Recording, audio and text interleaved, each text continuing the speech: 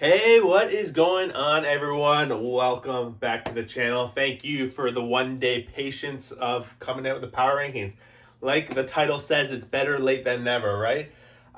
Yesterday, I was traveling home from visiting my in-laws with our daughter. They were getting to meet her for the first time, so I didn't quite get the power rankings out for the Sunday night like usual. But on the plus side, it allowed us to see the crazy trade that went down that we'll talk about when we get to that team, as well as the Monday games are already in full swing, but I've tried perfectly not to look at them, so I have no idea what's going on the Monday games. They're not going to impact this power rankings, if anything at all. Some of the games I do know who's playing, so that's kind of exciting. We'll talk about that.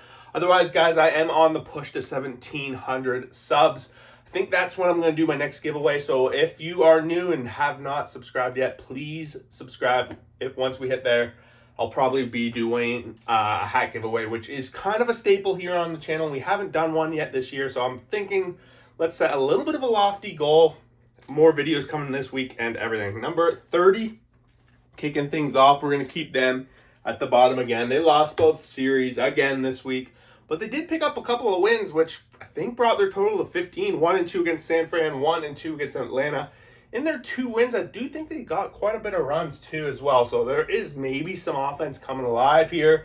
The rest of the bottom row is maybe shivering in their boots that Colorado might be able to catch up to them. But otherwise, I think they're going to stay there in the bottom row, right? Number 29, I dropped them a couple of spots. There was some moments where I thought the White Sox at least could fight a little bit better, but the wins just aren't coming for the White Sox. Well, the run differential might be better than some of these other teams. More often than not, they're just not finding the wins, and they do have a tough division to really make some ground up in. So the White Sox do drop a couple of spots. 0-3 against Texas over the weekend, 1-2 against Houston. So overall 1-5 against the American League West, and the White Sox finding themselves down. And that spot was the Athletics for a little while. They had pretty much the worst run over May and the beginning of June in the entire league. Maybe not Colorado, but the Athletics found a sweep this weekend against the Kansas City Royals, and their offense and pitching looked pretty solid overall in this week. Started the week off 0-3 against the Angels. So at the end of the day, they're clearly the worst team in the West over here. They're not going to make the playoffs. They're pretty much a bottom 5 team the rest of the year. Number 27. They are on an 8-game losing streak, and they're playing Colorado today, which kind of interesting. Could be a good series between those two teams. Colorado's at least winning a little bit. But Washington 0-3 against the Mets, 0-3 against Miami. So 0-6 in their own division last week. We saw the manager come out and even say it's not on the coaches, it's on the players. So when that kind of thing starts coming out, it gets a little interesting. We'll see how that shapes up for this team. We saw some highlights. We saw some high moments earlier in the season. I thought Washington might work their way up, but it seems like they are going to be a bottom dweller. As the season gets into June and July, the bottom row doesn't tend to change too much. Maybe the order changes a little bit, but these teams are starting to be the staples. Number 26 is kind of going to be a staple as well. If anything, 25 is going to be the one that's going to be shifting here and there, I think. But we'll see. Miami went 1-2 against Pittsburgh, and then 3-0 against Washington. So they had a battle of bottom row teams this week. Lost the one series against bottom row Pittsburgh, swept the Washington Nationals, kind of cementing that Miami had made some moments in the second bottom row, but they do move up a couple of spots. So Pittsburgh holding on, trying to fight their way back out of this bottom row, beating Miami, which I just touched on. 1-3 against the Cubs. In that series against the Cubs was a 1-run game all the time, it felt like, as well as very low scoring. I think the most runs we saw in one of their games in the 4-game set was 5, a couple 3-2 games, 2-1 games between Pittsburgh and the Cubs. While it was super tight, Pittsburgh continues to just have lackluster offense and can't seem to put anything together, but they're fighting. They're trying to get back out of this bottom row. Of all the teams coming in this season, they are the team that, to me, is the most surprising to be in this bottom row.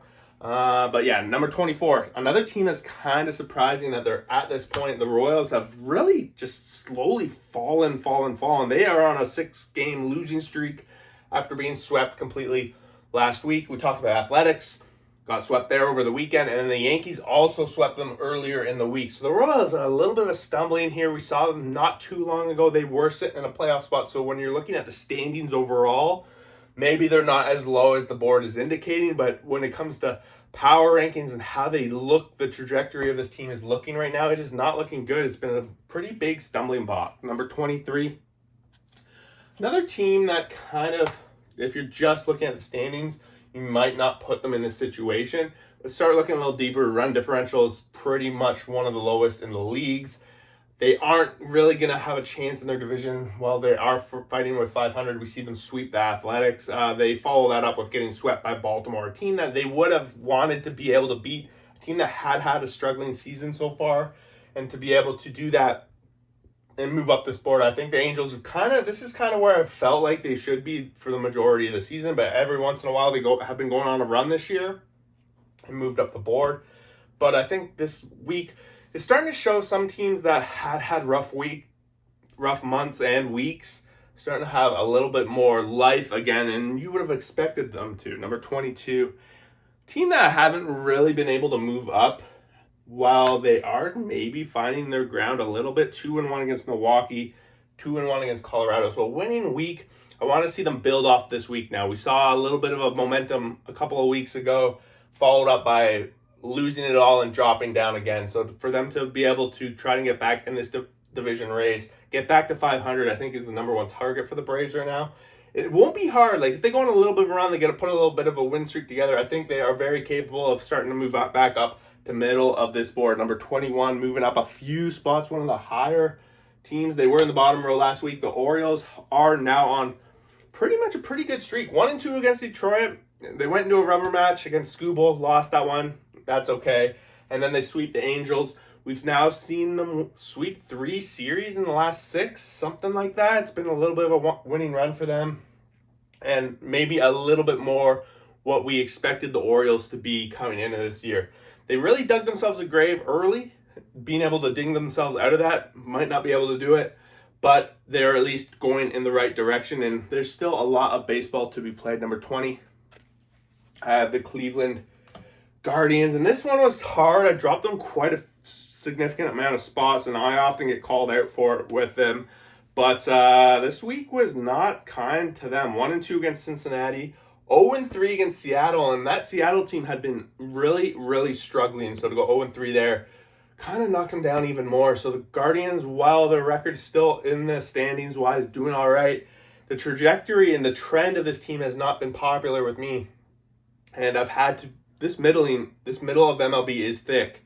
And if you're trending down while other teams are at least maintaining or trending up, you kind of find yourselves in this row right now. And while some of these teams might standing wise be better than they are, this is kind of where I have them. Number 19, it's like they found themselves a little bit these past couple of weeks. The offense specifically, it was so dry to start the season in early May as well. Even the past 2-3 weeks at least, we've seen double-digit runs being scored by this team multiple times. 3-0 against the White Sox, something you got to do if you're going to get back in this race, and that's what they're doing. As well as 2-1 against a Minnesota team that had been hot all of May. It maybe cooled off a bit, and Texas took advantage of it, and that's the kind of thing they got to do to start working their way up. Keep this momentum going. If Texas can do it, they're going to be right back in the middle of this race. Number 18, probably the most entertaining team on this board so far this season. We saw another amazing comeback this past week. Was it 6 runs in the bottom of the 9th against Seattle, and that included them sweeping Seattle. 2-1 against the Padres over the weekend, 5-1 week. Bouncing back, it's another one of those ones that had been trending down, and this week really propelled them forward again, at a team that previously had projections of doing a lot better than I had them at. So that does play a little bit into it as well, but they got to keep it going, because like some of these teams are starting to heat up, and if Arizona just had a one term week, then it's just going to fall them back down again. Next up, I think starting to work their way up the board, little respect, trying to be there. The one key with Cincinnati, though, I think, is that they got to find a way to win in their division. We haven't seen it really yet this year, and that's what's held them back. This past week, 2-1 against Cleveland, 2-1 over the weekend against Detroit with some pretty significant wins against Detroit as well. So Cincinnati is going in the right direction. We are seeing improvements, but I want to see some division wins and some division play. They can't even beat the Pirates, it seems. So that's kind of what's holding them back right now. Number 16. I don't even know what to say about this team. 5-game winning streak, sweeping the Yankees over the weekend. But the biggest news coming out of the weekend, of course, is Rafael Devers being traded to the Giants for Hicks and some prospects, and a lot of questions being asked, especially Boston fans, MLB fans not really understanding it. But at the same time, they go and beat Tampa Bay earlier in the week too. So overall, they went 5-1 in their own division. Then they trade their superstar, and we're left wondering where this team is planning to go at this point. Maybe it works out. Maybe this locker room was dealing with big issues with Devers, and this is the turnaround you need. I don't know. Either way, you got to give them a little bit of credit. They had a solid week, but right now I'm going to smack them right there in the middle, trying to figure out what this is going to look like. They're about to go on a West Coast road trip, playing Seattle early in the week, and then they are going to San Francisco. That's going to be fun to watch. Make sure we're watching that for sure. Number 15. Now that we're home, if this guy ever watches still, I do plan on changing this logo. I know it's an out-of-date logo, but I had been out of my studio for so long, I just hadn't had a chance to really figure it out. But number 15, Milwaukee, still kind of trucking along, 1-2 against Atlanta. Then finding a 3-1 series win against division rival St. Louis, and that's what kind of held them in there in the ground. The offense is just not figuring it out, but we did see them make a trade this week. They traded off Savali, who they had moved to the bullpen, and brought in Vaughn. Whether he's going to really be the power and the offense impact that they're looking for, I doubt it. But they're trying to do something with this small market team that they're always trying to make changes. They're right there in the hunt, and that's all you can really ask for at this point. Number 14. Slowly kind of trickling down. One of the teams that was even higher appears to be trending possibly down. 1-2 against Texas, 0-3 against Houston. I think that would probably make them 1-8 in their last 3 series, so arguably could probably drop them down to even further down here. But yeah, the Twins, kind of that hot streak, I guess, is kind of overshadowing what the recent has been like for them. And right now, Twins not really catching Detroit. It's kind of out of the question. Royals have been struggling. Cleveland has been struggling. So those kind of things may be overshadowing the struggles that we have seen from the Twins. But this point in time, they're falling out of the wild card race and not going in the right direction. Number 13. We got the Seattle Mariners kind of holding on to this position, and they kind of saved it with the sweep this weekend. If they hadn't pulled that off, sweep against Cleveland, it would have probably been possibly a role reversal between the two teams, but they managed to stop the bleeding. Whether they can keep it going with a home series against Boston, I'm interested because these two teams are pretty close in rankings here. Seattle also started the week getting swept. They had been swept by Arizona in some pretty crazy games, and Seattle, I think, was on possibly 7-8 game losing streak at that point. Not pretty. They will pretty much erased their not massive, but few games lead in the division. I believe they're 4.5 back of Houston, obviously out of the top 2 rows. Number 12. I don't know, this could arguably be a little too high, but San Diego does have a losing week. 1-2 against the Dodgers, 1-2 against Arizona. And somehow I think I moved them up a few spots, and more of that was because the teams that I did have them ahead of them just not performing as well, in my opinion. Some of the games against Arizona and against the Dodgers were so close, and just like crazy games against the Dodgers that we just witnessed. Padres had a really hot April, right? They haven't been like super hot, but at the same time, they still have that solid record that is keeping them very much in the thick of the wild card race. Division, now with the changes the Giants have made, maybe out of the question. Maybe they're more of a team down here. But right now, there's a lot of struggling going on in some of these teams in the next row, and that's probably what had me doing it. Number 11. One of those teams that has been struggling the past 2 weeks are the Cardinals. And I think they dropped to 4th in their division, even though I have them in 2nd in their division up here on the board. But a lot of that is going with the early starts, and that seemed more consistent as opposed to these last 2 weeks have been pretty bad for St. Louis. 0-3 against Toronto, 1-3 against Milwaukee. Follow that up with another week like we just saw, and they're going down here, right? Like this row that pretty much from 20, maybe even 22 up to where we're talking about now, so close.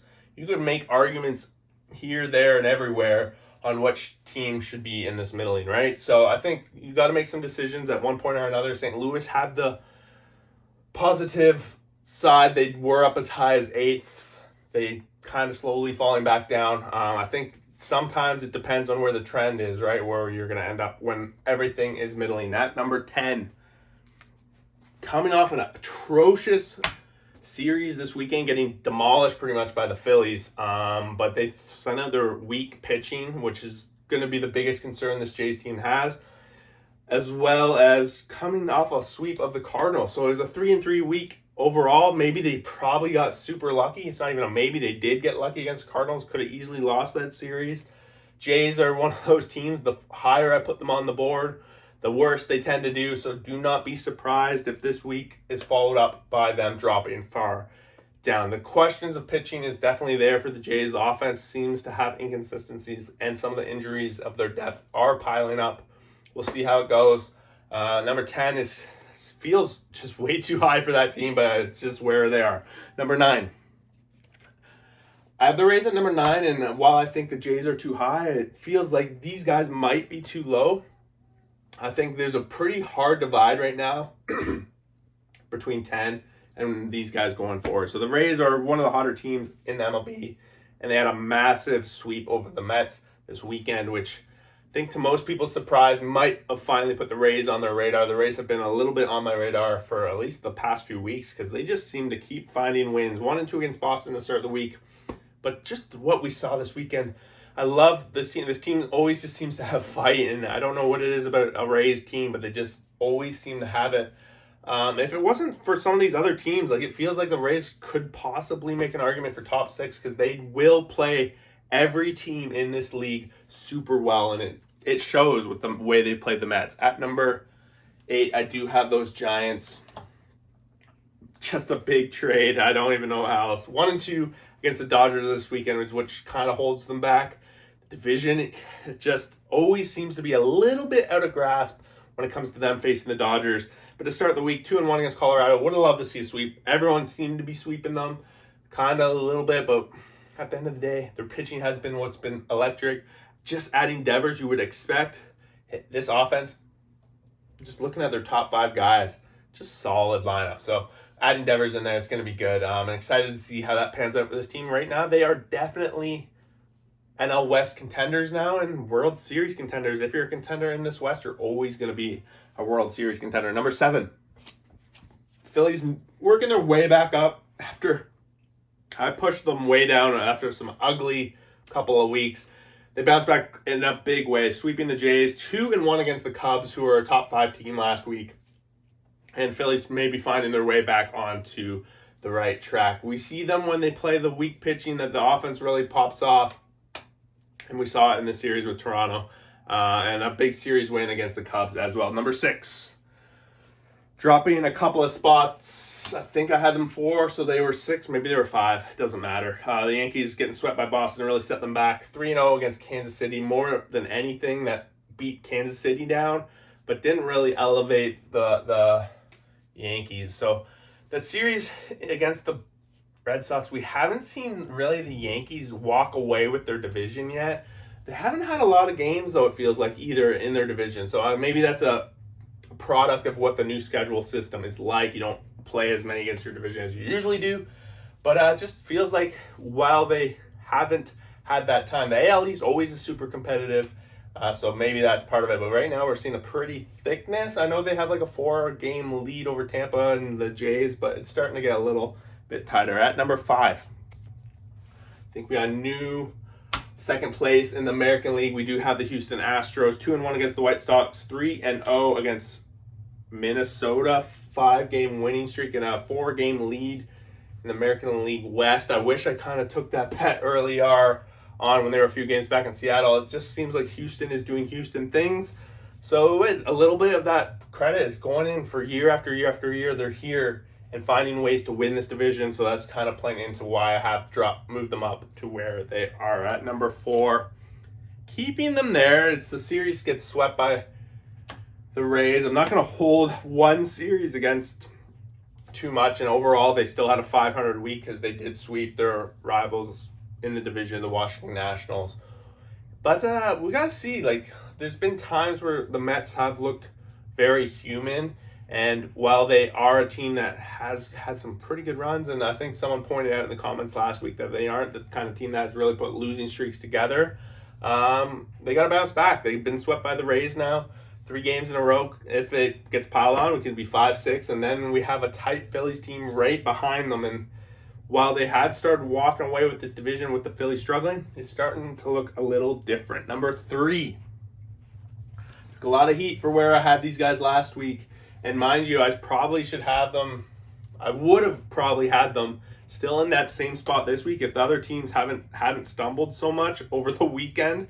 The weekend really shaped things up because the Cubs lost the series to the Phillies, a team that I had behind them on the power rankings, and they were projected to kind of go down to 6. But they bounced back in a big way over the weekend, 3-1 against the Pirates. Team that hadn't been as bad as the bottom row had suggested, and a team that they've squeaked out some very solid wins against. At the same time, we saw the Mets get swept over the weekend. The Yankees got swept over the weekend, so that kind of left me in the position where, okay, I've been called out that the Cubs should be higher, and at this point, I can't argue with it anymore because they are winning in those situations. The Philly series, they probably could have won that series too. So overall, they move up a couple of spots. It's really tight here, in my opinion, between probably 7-3, 7-1 at the end of the day. 7, Phillies have been number 1, so it could be done either way. We see these guys too. They're right there in it. At number 2, leaving them there for another week, contrary to all the people saying I have them too high.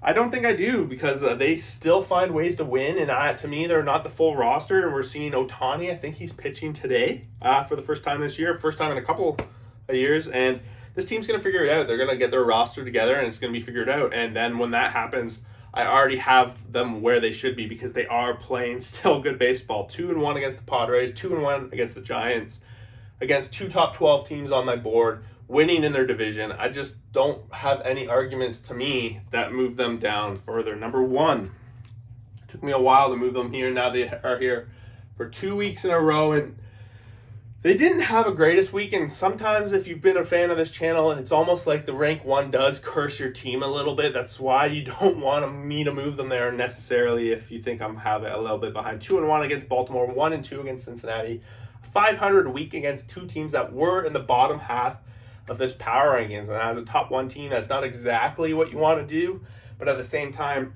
it's 2 series.